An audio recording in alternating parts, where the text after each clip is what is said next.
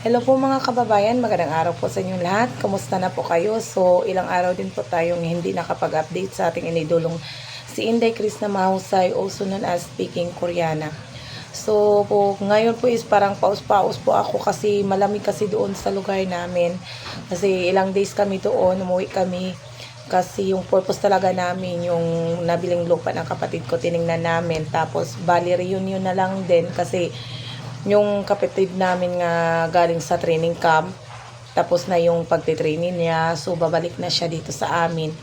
Kaya nag-set kami ng date para kami sana magkasama. Kaso naipit ako sa schedule, umuwi ako pag una kasi duty ko na ngayon. Kaya iniwan ko na lang po sila na lang kasi bukas pa dadating yung isa naming kapatid. So hindi ko na hinintay kasi makapagalitan na po ako. So, hindi pwede mag-absent. Kaya, sinabi ko, mauna na lang ako pag-uwi. So, ngayon po, may time ako. Kasi mamayang hapon pa yung pasok ko. So, may time ako makapag-update sa ating iniidolong si Inday Chris na. So, yung mga latest post niya, napapanood ko naman pero hindi ako nakakapag-update kasi nga sa mahirap talaga ng signal doon sa amin. Wala po talagang magandang signal kaya hindi ako nakakapag-upload. Ito po yung yung pag-usapan natin sa bakit nabili ni Inday Chris na yung lupa. So, anong una sinabi ko na po yun, kaya siguro binili ni Inday Chris na yung lupa nila. Kasi nga po doon sa sa mga kapatid niya nga namatay nga po. So, totoo nga po yung dating sinabi ko sa latest vlog ni Inday Chris na, sinabi na niya po na yun talaga yung purpose niya, na mabalikan yung libingan ng mga kapatid niya. Kasi yung memories nandun sa lupang yun, hindi pwedeng makalimutan kasi nakatatak na yun sa puso nila. Hindi nila pwedeng makalimutan kasi kapatid nila, anak ng mga magulang nila. Kaya gustong-gusto talaga ni Inday Chris na makuha kahit anong hirap na pinagdaanan niya, kahit anong mga pagsubok na pinagdaanan niya. Blessed po siya ni God. Tinulungan po siya ni Sir Paul na maibalik yung lupa niya. Ngayon, unti-unti niya nang nakakamit yung mga pangarap niya, yung mga kailangan ng mga magulang niya, unti-unti niya nang nabibigay. So, maraming nagpapasalamat din po tayo sa mga sponsor ni Inday Chris na, sa mga tumutulong na magbigay ng kusang tulong para sa kanyang mga magulang, para sa kanyang mga kapatid, mga pinsan. So, nagpapasalamat talaga tayo sa mga taong hindi nagsasawa, hindi plastic, marunong tumingin sa mga taong sa mga taong nangangailangan talaga ng tulong kagaya ni Inday Chris na. So, dito sa Sukmet, sa social media, huwag kang mag-alala dahil hanggang nasa social media ka, hindi kami magsasawang magsuporta sa'yo. Nakasuporta kami sa iyo lagi. Sinubaybayan namin yung yung buhay mo, yung pag-angat mo. So ngayon nakikita namin na unti-unti mo nang matutupad yung mga pangarap mo. Susunod yung bahay na ng mga magulang mo yung tinatarget mo. Yung old na house niyo parang giniba na siguro. Aayusin niyo na po yun kasi yung area na yun is maganda. Patag, maganda doon magpatayo ng Pero sabi ni Chris na farmhouse yung gusto niyang gagawin doon. Kaya nagsimula na po siyang mag-alaga ng mga kambing. So nakaka-proud talaga po na sobrang bata mo pa, dami mo talaga mga pangarap.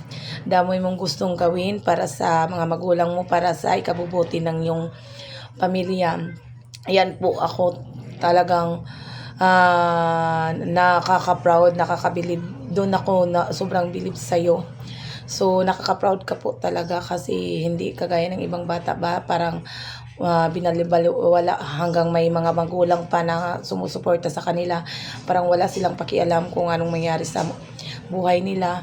Basta, suportado pa sila. Pero ikaw, kitang-kita ko yung pagtulong mo talaga sa yung mga magulang, yung pag-aalala mo sa kanila, yung mga ginagawa mo ay para po talaga sa mga magulang mo.